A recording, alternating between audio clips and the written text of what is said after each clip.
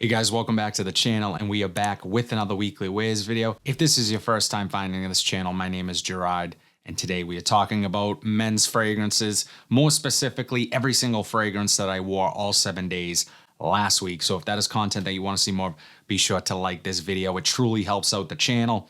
Subscribe, share it, do whatever you gotta do. I'm not gonna waste any more time. I am going to jump right into the list, starting with Sunday. So the fragrance that I reached for on Sunday. Now, this one, I had been getting into this house a little bit, really starting to like what they had to offer, and you guys continue to mention this next fragrance. I had to grab a bottle. Scent we are talking about is Tumi's Kinetic. Now, Tumi, better known for their luggage, not as well known for their fragrances, but let me tell you, these fragrances, I have not had a bad Tumi fragrance yet. One of you guys asked me if I worked for Tumi. No, I don't work for Tumi. They do not pay me to talk about their fragrances. Nothing of the sort. I just really enjoy them. I think this one in particular is super underrated. By that, I mean you could go on a place like Fragrantica right now. It's going to have less than a 4 rating. I think that is ridiculous. This smells incredible. It smells a lot like Dior Sauvage. However, this is better. This is a warmer, spicier, a little bit smokier take on Dior Sauvage. Aside from that, it smells more natural to me. It utilizes mandarin orange up top, Italian mandarin orange, and that really pops in that initial spray along with the pimento here. It's a little spicy, peppery. I love this stuff. This is incredible. It also lasts a long time.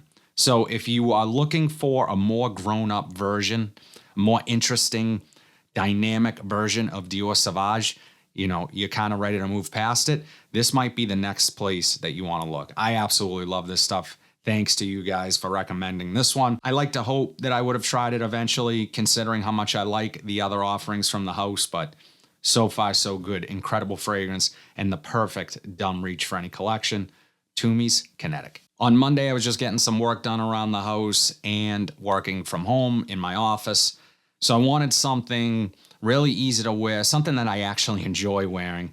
And it also helps that this is a nice cheapie. Scent we are talking about is Starwalker Extreme from Mont Blanc. And this is a sweet, sort of powdery, tonka heavy fragrance that is going to remind you maybe of some other fragrances. When I initially sprayed this one, it reminded me of something I might have smelled from Abercrombie. Maybe a little bit of Dolce & Gabbana The One. Really sweet, fruity up top, woody with the tonka bean dried down. So as not complex as this is, it's really easy to like. The best part is that this is a really fun, casual fragrance. This is not one that I would necessarily wear dressed up. I would wear it to the office. I would definitely wear it to like class or school. It's going to be great for situations like that. If you're a younger guy, you're on a budget, this one can usually be had for under $30. I'm going to try to link it down below. Really nice fragrance that doesn't have a lot of similarities to the OG, which I wore actually, I don't know if it was last week or the week prior, but incredible fragrance. Starwalker, one of my favorites from the house. Extreme, not very extreme. Name is a little misleading. It's not an extreme version of the original Starwalker. It's its own thing, and it's really good. Only drawback here is probably the performance. It's going to be closer to a skin scent a few hours in, but initially when you first put this on, projects really nicely. It smells great, and it's cheap enough to continue to spray. It's one of my favorite cheapies, Starwalker Extreme from Mont Blanc. So on Tuesday, I had my annual physical with my doctor, and there are, believe it or not, some days where I just don't really want to smell like a fragrance, and usually a day that if I'm going to like something like a doctor's appointment and I don't want to overpower the office or anyone, my doctor in particular, with fragrance, I might go for something like this. Perfect scent. Scent we are talking about is Molecule 01. Now, this stuff, guys, this is kind of perfect all-arounder for someone who doesn't want to be overtly attention-grabbing with their scent. Now, it also works as, I guess, a longevity extender for fragrances. I personally think that might be a bit overblown in what this does. I think this tends to stick around for a while because It is a molecule fragrance. It's synthetic, but smells really nice. And not everyone can actually smell this one. Some people don't smell it at all. Others smell a faint woodiness. I smell it, luckily, and every time I've put this on, my wife compliments me. She always says, I really like what you have on, and it's this. I mean, it's one of those ones that I can't smell it sometimes, and she can smell it hours later. So I think in terms of this performing, it performs great. It probably would outlast the fragrance that you're spraying on with it to extend that fragrance's longevity, if that makes any sense. I think this is outlasting that. So it's a great layering fragrance. It's going to continue to perform as the day goes on. It seems to respond to your body heat. So as you warm up and just go about your day, you tend to get wafts of this. And you're like, okay, I'm still getting it even hours later. So super safe fragrance. You can wear this anywhere, anytime. And I'm not really even sure you can overspray this. It's hard to know because there are days where I can smell it. There are days where I can't. I'm just glad I still have those days where I pick up on this and it smells incredible. Molecule 01 from Eccentric Molecules. So July 3rd, the night before the 4th, is a pretty big day in the town that I grew up in. There's a parade and it's a lot of fun. We're able to take the kids to the parade. So it was a super hot day. I wanted to wear something that is not only one of my favorite fragrances, but kind of just reminds me of the summertime. Scent we are talking about is Acqua di Gio Profumo. Yes, Profumo. And there are others in the line that have sort of replaced this scent. Nothing can really replace this fragrance. Biggest travesty in fragrances ever discontinuing. This one makes no sense to me. But what I am happy to say is that I have a bottle of this. It smells absolutely phenomenal. It has that salty sea air, aquatic, mineralic vibe. I just imagine waves crashing against beach stone and rock. That's what this evokes for me. It also evokes a lot of memories because I grew up wearing the original Acqua di Gio, and it was one of my favorite fragrances growing up. I think if you were a teenager around the same time I was a teenager, you probably had a bottle of this on your dresser. Still incredible. And because of all those sort of memories I have of it, I go back to the original from time to time, and this is the most sensical sort of step in the progression of wearing this fragrance. It's a little bit more mature. You get more patchouli. It's amazing. It's a little darker, a little more grown up, and I love it. One of my favorite fragrances, massive dent in here. One that I would like to start conserving because I don't know how difficult this is going to be able to find. It is obviously more difficult to find now, but I don't want to be paying a ton of money for a bottle down the road, but it seems like that's going to be what happens here, unless they manage to actually replicate this and make it again. Incredible stuff, Acqua di Gio Profumo. So July 4th, I had to go with a fragrance that a former US president used to call his signature fragrance, right? Scent we are talking about is 8 and Bob, the original. And this is an eau de parfum concentration. This is the 100 ml.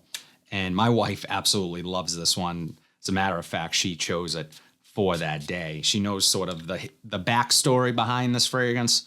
But this is a really, really unique, fresh fragrance. It utilizes cardamom, ginger, bergamot, and lemon up top, and you pick up all of those notes. It's really kind of a whirlwind of a little bit spicy, really citrusy, fresh, a little bit aromatic. You have Gaiac wood in here.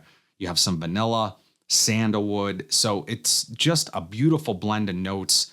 Very original. It's fitting that this is 8 and Bob, the original. Doesn't smell like really anything else that I've put my nose on. I've smelled other things that copy this sort of profile, but this stuff is absolutely amazing and it's very unique, and I'm so happy to have it in the collection.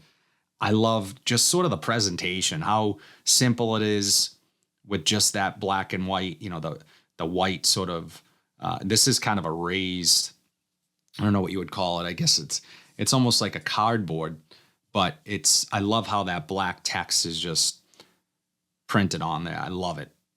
I think this is super simplistic, but just something about the presentation that I really enjoy.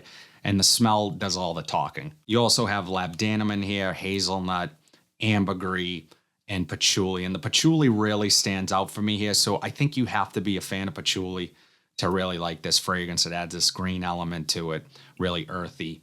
So earthy fresh, incredible stuff. Performance is still pretty good as well. So 8 and Bob, the original. This next one was my most recent rack store pickup. So if you guys have not checked out that video, be sure to do so at the end of this video. I will link it down below. But the scent we are talking about is Opulent Oud from Lattafa. You have more Lattafa fragrances popping up at rack stores. Mainly Burlington's is where have found most of my Lattafa fragrances.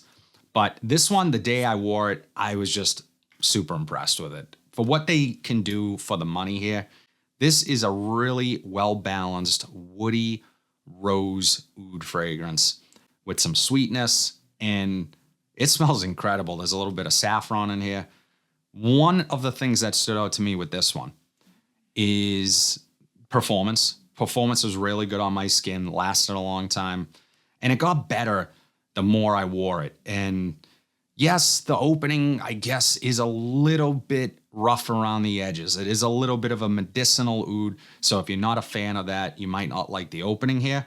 And normally I would write fragrances off and say, look, I'm not willing to deal with 15 minutes of trash to get to a good fragrance, because I just have too many in my collection to smell bad at all, at least to my nose. But I wouldn't say the opening smells bad here. That's not what I'm saying. It is, though, not the best part of the scent. It's worth the wait, though. This stuff I was really impressed with. It doesn't smell cheap to me, and these tend to smell cheap in some ways, not Lattafa's, but when it's a cheaper version of oud and rose, sometimes those just come across as hairspray or something that doesn't smell high-end or well thought out, and that's not what I got here. So rest assured, this is a great fragrance. I think if you saw it at the rack store and you're a fan of those notes, particularly rose and woody oud, grab it.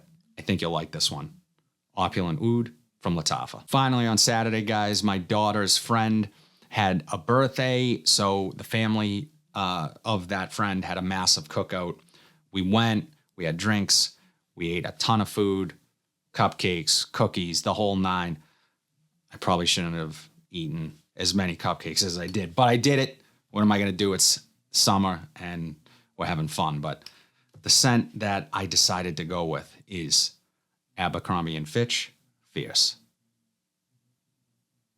Now, this scent, guys, okay, this is the intense version, but this is my favorite representation of the Fierce DNA.